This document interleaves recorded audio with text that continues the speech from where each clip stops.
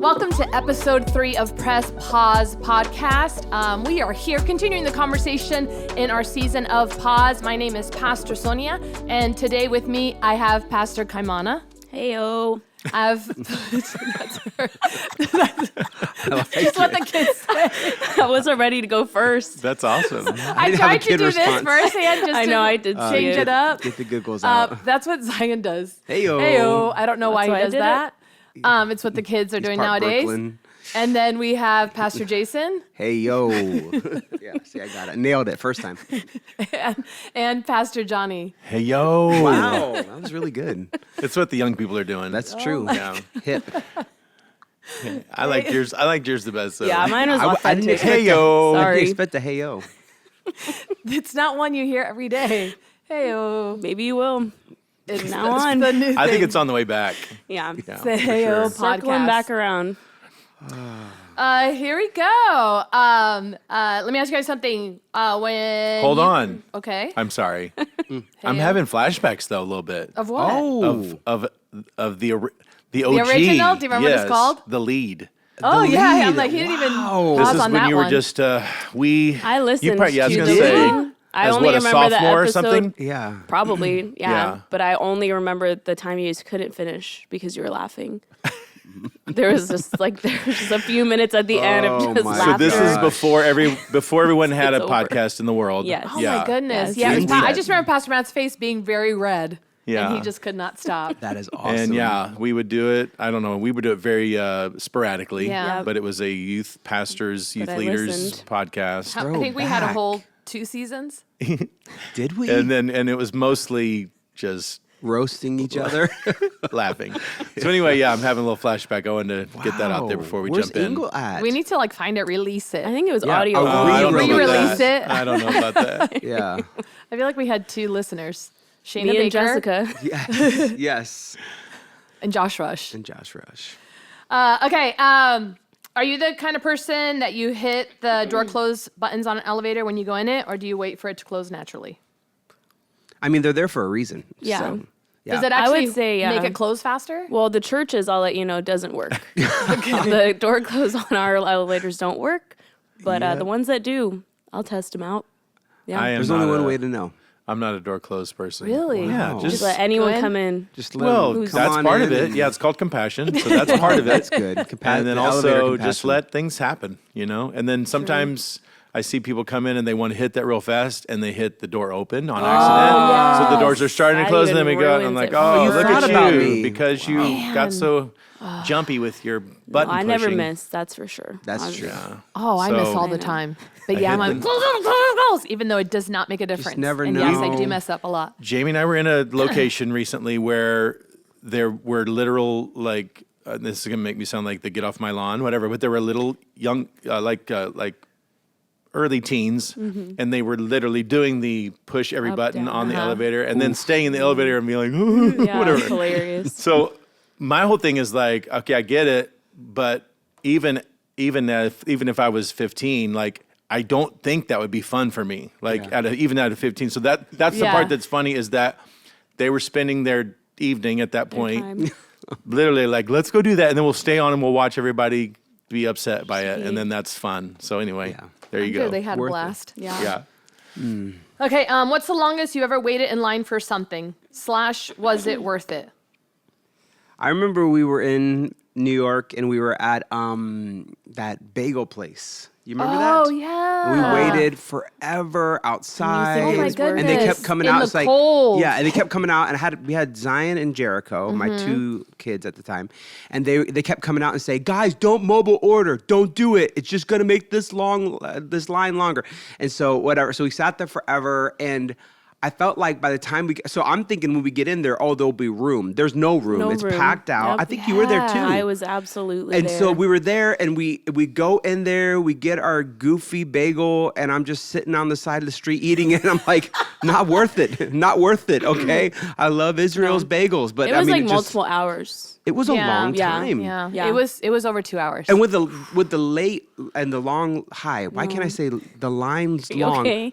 Red? Pray for me. Red? Red leather, Yellow. yellow. This child is a blessing. Okay, so because of the long line, I was thinking this place is going to release the it. iPhone Yeah. of, bagels. And it was like, nope. I go in there and it was just a bagel. And I was like, oh, thanks. I should have went to the hotel lobby. I think it was almost 3 hours, and I have to disagree with you. I thought it was worth it, even though it was freezing. I thought it was worth it. And funny you said, I'm like, actually, I was like, this is delicious.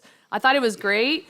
My thing is, I've waited in line longer for Disney rides, and it's never been worth it. That's true. And I love Disney. I'm not one to I like Disney. Yeah. It's fun. I don't get it. But I think the longest I've waited in that, I'm like, yeah, it's not really worth giving up 3 hours of my time in the sweat.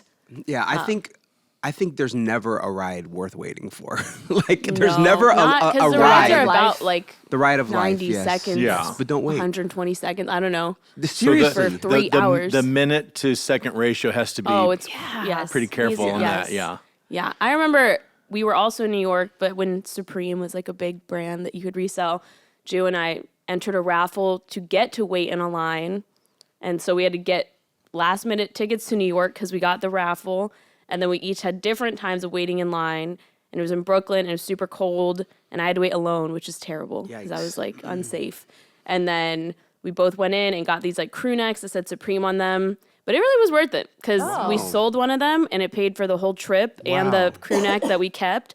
And then we still have one that we kept for the mems. Oh my goodness. And so Was that overnight line or just like a long day line? It was you like Tuesday you had to enter, Wednesday you found out if you got a time, and then Thursday you'd wait for an hour from like 8 p.m. to 7 or 8 a.m. to 7 p.m. sometime there. Yeah. Yeah. So has nobody done the overnight like camp out line concert or ever? something? Oh, like No. Black Friday. I did that once in college. There was this Rawlings outlet that some of us kind of knew about it. We would go to from time to time. And then I think once a year, they would bring in all of the stuff from like everywhere. And it would be at that location. And then people would go in the night before and so it was cold as is the theme of all of our line waiting. But yeah, we did do the whole camp out all night and then went in, and then it would be like basketballs and baseball stuff and full like bins of like full uniforms. And so like we bought like we bought like 15 uniforms for our intramural team, but it would be like $2 each piece or something like that. So anyway, that was my longest line. Was it worth it? Probably. It was pretty good. Yeah, those when sales were real. They're not like real anymore to wait for them. So Black Friday isn't real anymore either. no Outlets were really outlets back then. Yes. Not so much now. No, not really. Back in the day. Back in the 2010. yeah, that's when I was in college. Never heard of it. Back in 2019. 2010. How was it? Yep, turning 40 this year. It's gonna be exciting. Okay, are you the kind of person who arrives early, right on time, or late?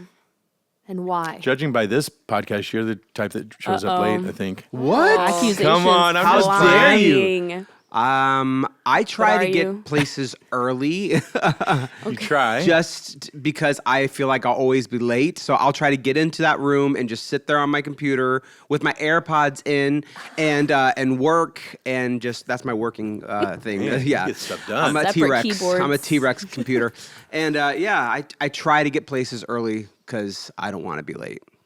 Wow. Okay. I don't know if that's helpful. But I hope That's it does. exactly the answer, to the question, I think. I am chronically early to where I've had to stop because I'll get so mad that people are late. Yeah. Yes. So I've had to like learn how to arrive at like a You're baby so early shower. that you're mad Yeah, that they're 'cause not then when late. people They're just are- not early. Yeah, Yeah. like I'm like on time's acceptable and late is like I've never even heard of it.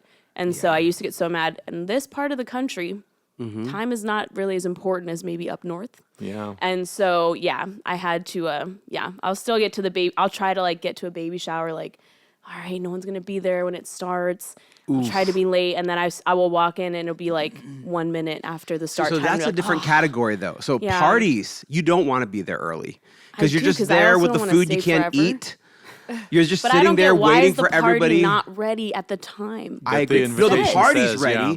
but the partiers Sometimes are the not party present. isn't ready. A lot of times, true. as someone who gets there right at the time, They're not. it's not It's like, usually then ready. tell me half hour later. No, Yeah, I'm with but you. I can't to arrive half an hour after like the invitation. It's so They need hard. to, on the invitation, they need to say, it starts at this time, and then a parentheses for on-time We people. want you, and right. actually come a half hour Want you to later than come that. at this Yeah. time. I feel like in weddings now, they keep doing that. They say Yes. 4 and they'll start at 5, but then in this heat, waiting outside Yeah, in that the just sweat, it's like happened. horrible. Yes, we're like, Yeah. oh my goodness. In the rain. It But was then about people to rain. still arrive late. Yeah. So because of this part of the country. This region. I This think region. I was a person that was taught you didn't have to be on Equator. time, and then I learned to be on time.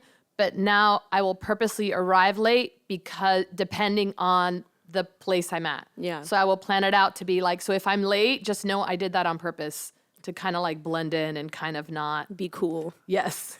I literally would be like, you're late. And I'm like, according to you, but not to me. I arrived exactly when I wanted to arrive. So I can never get the feel for like which one is it going to be? That's my problem now. So I like, especially if I'm doing something at something, like I'll be like, okay, I need to be on time. And then literally I'm the only person in the room. I'm like, oh, this is one of those. All right, well, I missed it. how you guys doing? everybody. Let's catch up. Okay. So in this season of pause, we've been talking about different things to do during a season of pause, a season of wait. And today we're going to be focusing on trusting in God's timing. It's one thing to experience God's timing because we are all believers. Like, okay, God, we're trusting in your will. We're trusting in your time.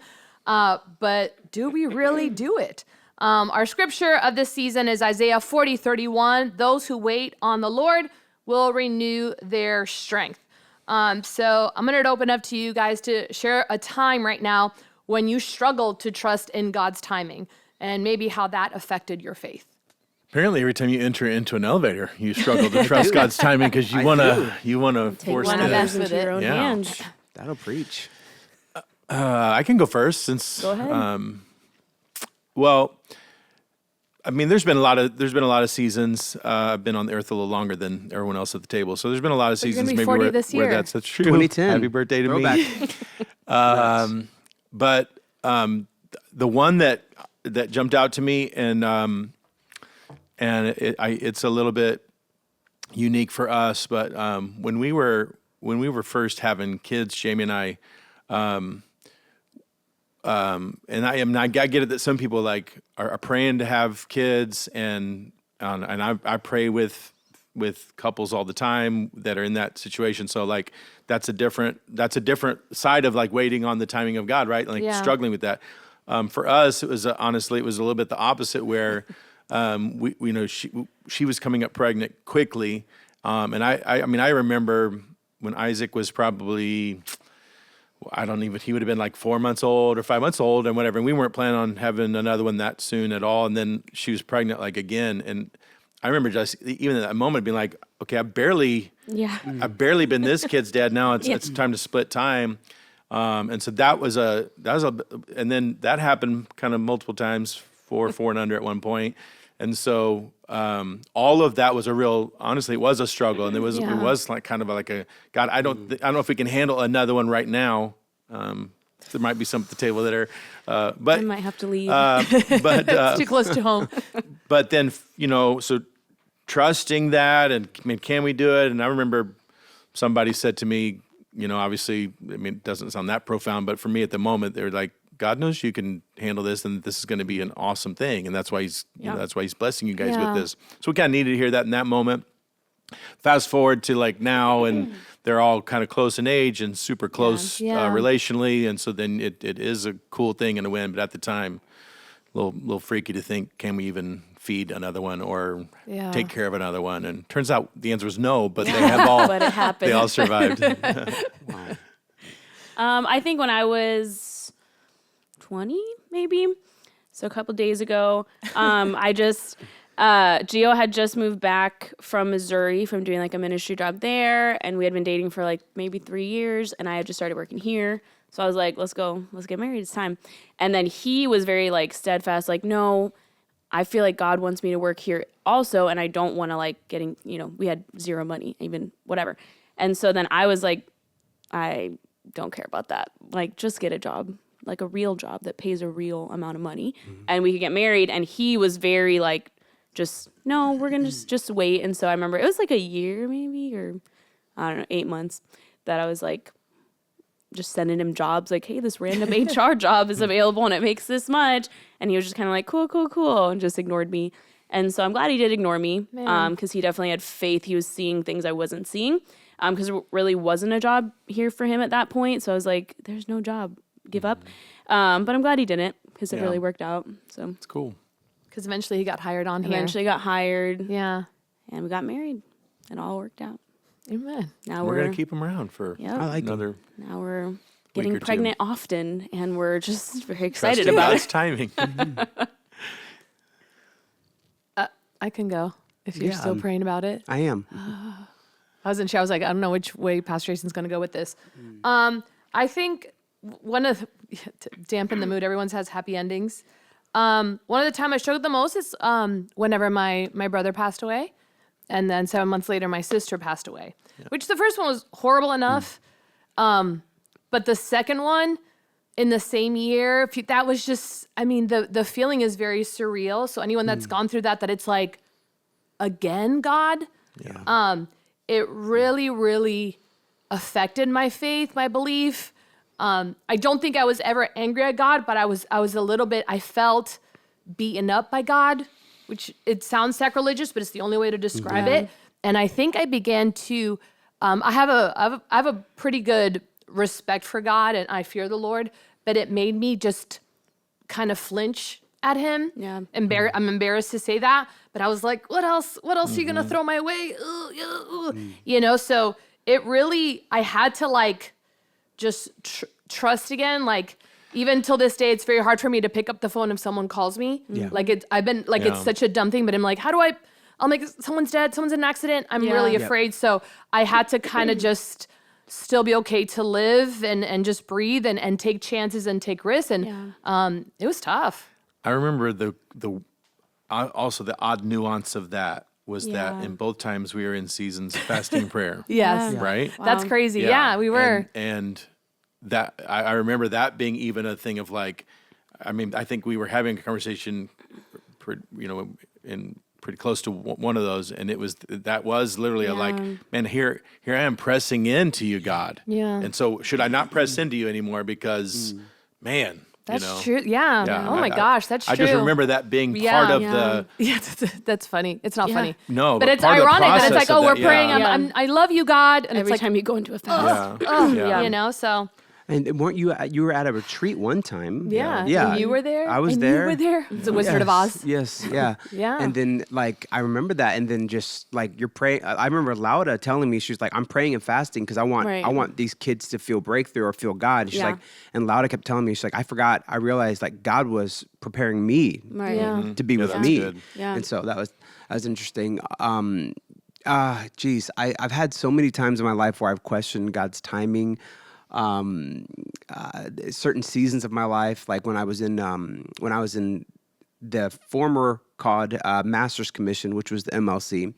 I remember going like, okay, I'm gonna trust God with my life. Let's see how that goes. But I remember my senior year of high school, and I was there, and I was in a high school service. I was listening to you preach, and I'm there, and I'm just going, I don't want to do ministry, okay? Because I was like, Pastor Jason. I was like, I don't want to do it. Every preacher I know is poor. My parents were in ministry, and they kind of got like some really bad experiences, and I'm just like, I'm questioning whether I want to do this or not. And so it's amazing how God can just call you out. That's why I was waiting. I was like, I don't know what story, because I've had so many times, honestly, if I'm being honest, where I'm like, okay, God, are you going to come through, or am I one of those weirdos who just never gets it at the end, just like at the end of my life? Yeah. Okay, then I get, God's timing is I'm in heaven. Yay, praise the Lord. So anyways, one of my favorite moments was I'm sitting in a service, and as goofy as this sounds, brace for impact.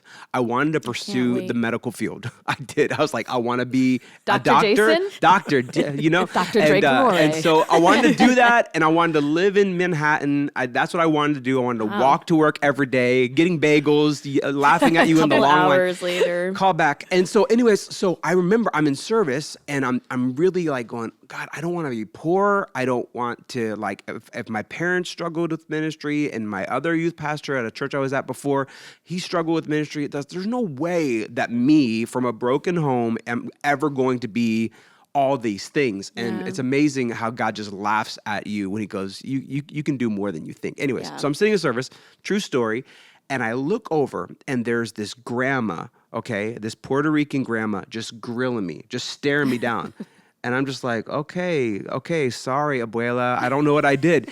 And she's just staring me down. And so I'm just minding my own business and whatever. So finally, but she keeps like kind of grilling me with her eyeballs. And so after service, I'm kind of walking out into the lobby, and she just comes up to me and she just puts her finger right in my chest, and she goes, "You're doubting the call of God on your life because you don't want to be poor." Oh my goodness. And I was like, I'm sorry, who are you? And so I was like, so she's like, God is going to take care of you. Wow. God is going to take care of you. And I mean, and then like, so what's amazing about life is you can never connect the dots looking forward, but when you look back, it's amazing how you can connect those dots. And so I remember that moment as a pivotal moment to be like the last, like, okay, God, can you prophesy over me? But like, that was the moment. It was like, yeah, let's go into ministry and let's pursue this. Everyone kind of answered it, but I want to explore it a little bit more. What emotions or thoughts do you experience when God's timing doesn't align with your plans? I think too many times we think we're the only ones, like no one else has ever been through this. Yeah. So what are some thoughts, emotions, maybe not the most spiritual emotions, but it's still human reactions? I think it was just the fear that I wasn't going to make it. It was the fear that I wasn't going to make it. It was this, I think it's called imposter syndrome, where you just feel like everyone's going to figure out that you're just clueless, you know? Yeah. And so that was a big emotion that I had. The other one was just that everyone on planet Earth has got life figured out but me. Like they got invited to the class, and there's a syllabus in front of them. It says life figured out, solved. Just follow these 3 steps, which YouTube always tells you. Just do these 3 things and your life's perfect. Okay. And so anyway, so that was one of the feeling. And I think social media kind of promotes this mindset that everyone else is further ahead than you are. Yeah. And so, I mean, really just a fear that it's not going to work out for me. Yeah. I think sometimes it's also just like not even considering God in it. Because I think, you know, we have our boxes, like this is my career and this is school and this is my family and this is God. And we can just keep those separate for a while. So then, you know, I'll be talking to people and talking through things, and it's like, have you asked God what he thinks? And it's like, oh, well, but I think this is responsible, or I think this is the good thing. I think that whatever. And then, you know, and I've done it too in my life where I'm like, yeah, no, this is great. None of it's sinful. It looks good. Like, this is a good plan. I came up with a good plan. And then it's like, oh, well, I didn't even actually ask God about it. And so once you do, it changes your perspective. Like, oh, he probably has a plan in this also. We love putting our faith on pause. Yeah. Oh, pun not intended. Whoa. But we love doing that. We're like, no, let's over here. But when I get more money, when I do this, we love putting God over here in this separate box.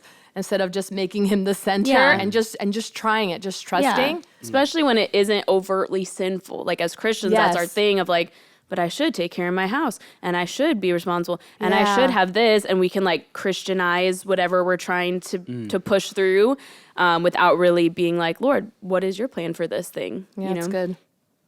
Yeah, I mean, I think we could experience all the emotions. So it's the doubt, like, you know, is God even paying attention? It's it's the fear of, like, when we were talking about fear a second ago, I was thinking like, you know, it's almost a fear of missing out going on when it's God's timing. Yeah. And I think that we set expiration dates on our windows of opportunity that God never set. Yeah. So then we go, God, if I'm not to this stage in my plan by this date, I will have missed, you know, this whatever. Yeah. And God's like, I'll worry about when that window closes and when it opens and when the next. So, you know, there were times when doors closed that I was like, oh, well, way to go. God, you missed it. And then Right. when the other door that he was ready for is like, oh, okay, well, this one's actually a much wider and better door than that Great- one. great so plan. You Yeah. had it figured out. Okay, share a personal experience or testimony about how waiting on God actually helped build your character or help build you. Right before we moved to Orlando, I was youth pastor at a church, and the lead pastor that I was serving under resigned. And so then I knew at that point I was going to certainly offer my resignation to the next person that came. And so I started to see about some other opportunities, one of which was Faith Assembly, one of which was a church in Memphis. And this was right after he resigned. And so I went to this church in Memphis while I was there. I just was kind of like sick to my stomach of just being there and of pursuing any other ministry job. And I was like, well, this is odd. I was taking that as a sign from the Lord. Like, probably shouldn't go and work and serve the place that you feel sick at when you're there.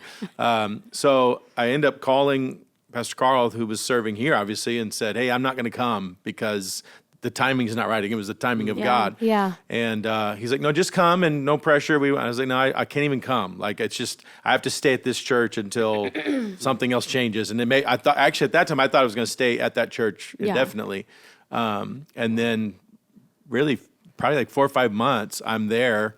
And it was the toughest season of ministry I've ever, probably, I think it's still to this day, probably the toughest season of ministry I've had. I've had some tough ones since, so there's some competition coming for that.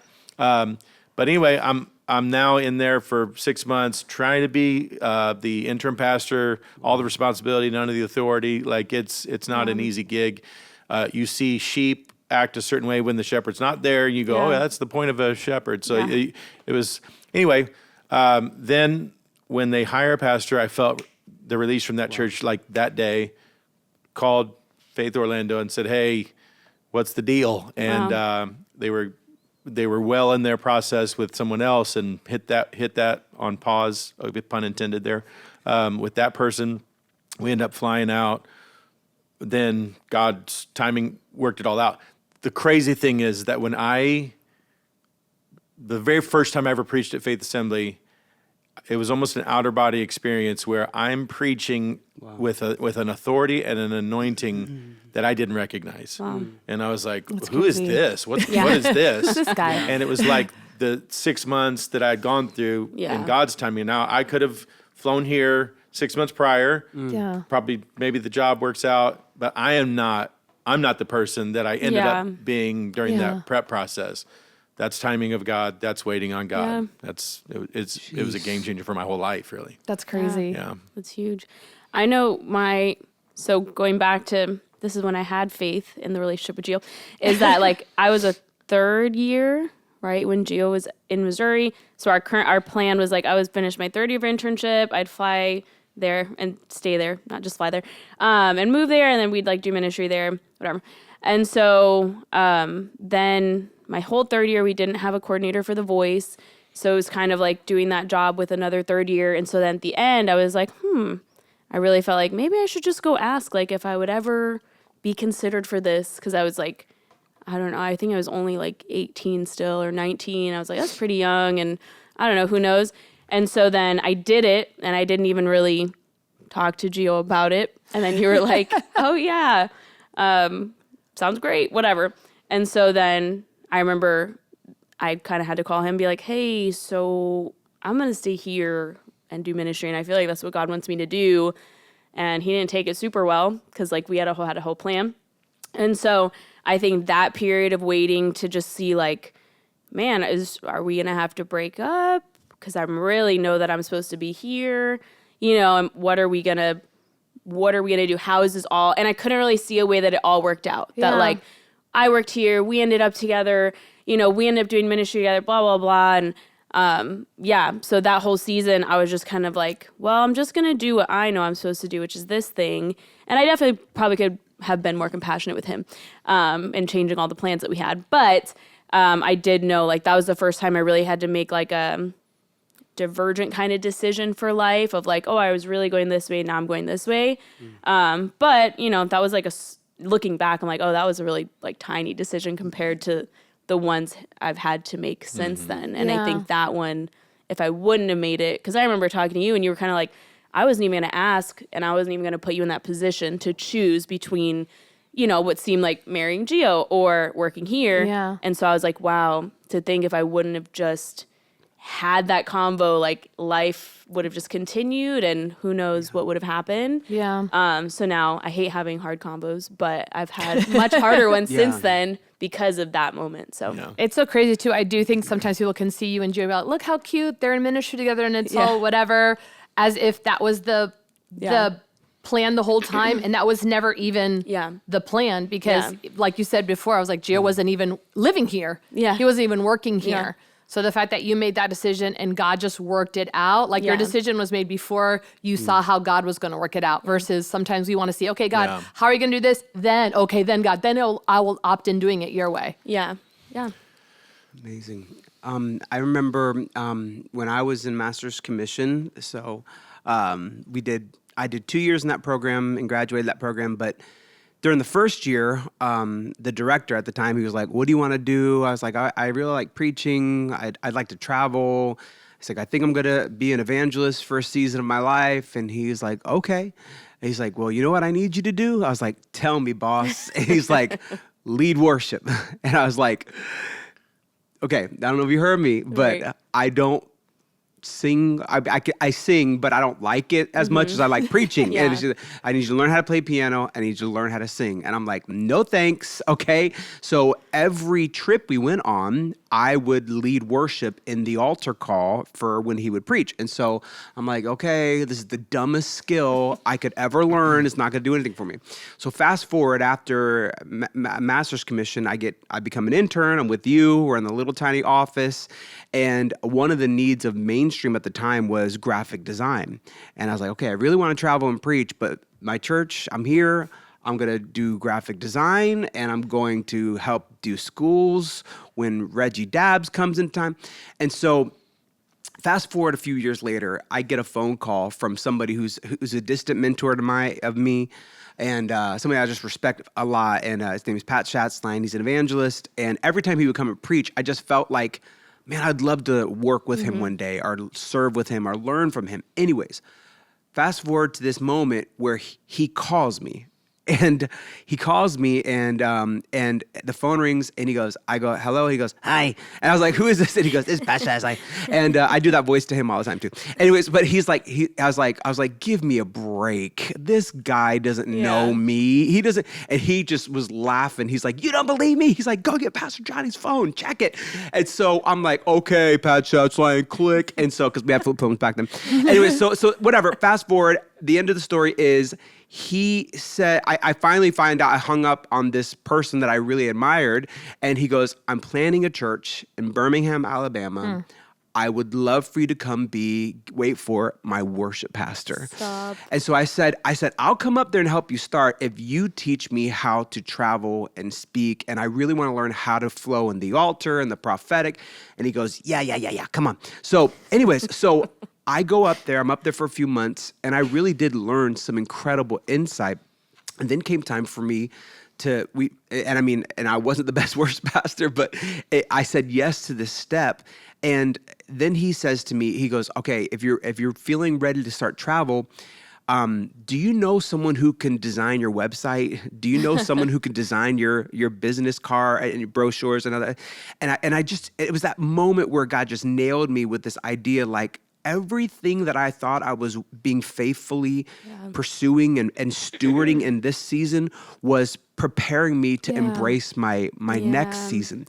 And so I'm like, well, I wouldn't have got to this opportunity had I not learned how to lead worship. Yeah. And then after I led worship, I learned how to do graphic design. And it was like, God, you weren't wasting my time. You were preparing me before you promoted me. Yeah. And so I keep saying fast forward, so I'm just pause on that, and you can slap me later. The other thing that's cool about this, if we could hit pause, but is that you were filling needs in the house, needs in the church, and so then there was this equipping going on because of that. Yeah. And so it's not even like God just put on you and was like, hey, have this pursuit or have this pursuit. It's like Yeah. need in the house, and you're going, oh, fill it. And then God goes, oh, by the way, you think you're filling this need. Right. And that's awesome that the need is being met. But Yeah. yet it's also this training ground for you for that you don't see in the yeah. middle. You don't Yeah. see it in the middle, and Yeah. I don't think you see it in the season sometimes you're in. Yeah, for So the sure. end of the story goes, I go up there and plant a church in Birmingham, and I'm setting up, I'm starting a church from scratch, Mm-hmm. and then all of a sudden, fast forward to this moment, again, last time I'm going to say it, so slap me in the face, was the satellite campus that I'm pastoring at now. Yeah. And Yeah. And then fast forward to today, we're to talking right about now, it. I'm talking Podcast. about it. And then if we pause and rewind, no. But anyways, it was just this interesting moment where you just realize God was just working all these things, and all those seasons weren't wasted. Yeah. They were instrumental in my life, and here we are. No, Yeah. I think Press for play. real, like for real, and Crazy. I'm gonna say I need everyone trying to go into ministry, every young person, intern to stop right now and rewind and listen to what Pastor Jason just said, because too many people think it just happened. Social media is the Right. biggest enemy of servant leadership and submission and being an armor bearer. It is one of our biggest fights right now. I'm like, but Yeah. this is how it is. You say yes where you're at, and you trust the process, and God takes care of you. He Yeah. always does. Yeah. Yeah. And it's impossible to figure out exactly how he's going to do it because Yeah. he's God and we're not. I'm like, but hindsight is always 2020, and it's crazy to see like all these little steps. And we're witness to some of this Yeah. stuff or all of Yeah. it, Yeah. like how God literally used it and is still using it to this day. And I think it's just a different animal now, because at the ages where we all felt called and to wait and stuff, like there just wasn't Instagram. Right. Yeah. There just wasn't like Instagram. I remember started like, I think my first year of interning, because I started the Voices Instagram. Like, oh, this social, let's see if this takes off, like whatever. And so you did only hear like grassroots stories, and you kind Yeah. of just saw people in person, and they're like, oh, well, it's not as easy as it looks, And so now it just looks so easy. So I don't even know. It's a different challenge, a different amount of faith for especially young people who've just seen it since they were little. Like, oh yeah, look, they succeeded. And really without the whole like, yeah, but it wasn't Behind the that scenes. easy. Yeah. Right. Yeah. So Real life is different than Yeah. virtual reality. Yeah. It really is. And Yeah. people need to like accept that. yeah.